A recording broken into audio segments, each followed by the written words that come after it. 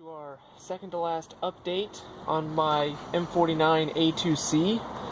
As you can see, I've done some fairly good progress to it. I've also done a lot of modifications that I've been talking about. First one of them is the pipe here.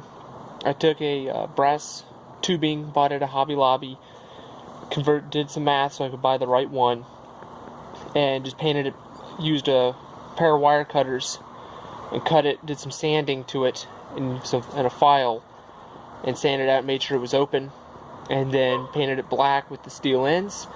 I took a piece of polystyrene and glued it to the frame in between to hold them, and then a piece of rope, just a little piece of string, painted steel for it, and then just super glued it in place. See here, I used up the rest of the tubing here for kind of an extra hose that they would have.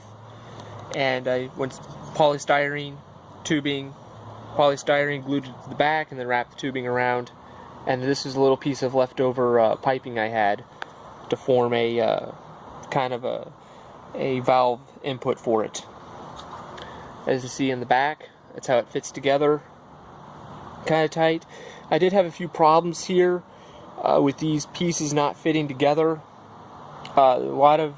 Not a lot of fit and finish issues. The really fit and finish issues I had was right around here. You have to hold them for a period of time if you're using model glue or super glue. This went together fairly well, pretty good. The only thing I'd say is if you do any modifications here, you're going to have to cut plastic, because as you can see, that is a very tight fit there. And so I had to take off a lot of plastic to make sure the cab and the tank actually fit to the frame. The tank fits pretty good to fitted fairly well to the frame. Here's how the undercarriage looks. Pretty nice. And here's how the cab looks. Now the cab I want to talk about is, notice the white spots on it. The cab had a lot of fit and finish issues. Right here in the directions, when you would fit these two pieces together, I had a gap. There's a gap that would fit right about here that this piece of polystyrene is covering up.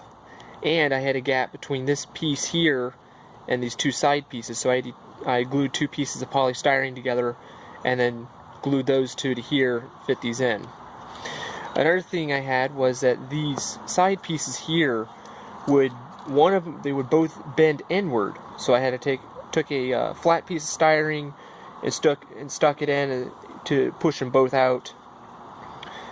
But in doing that, I created a gap between the hood and these side pieces, so I covered it over with another piece of styrene.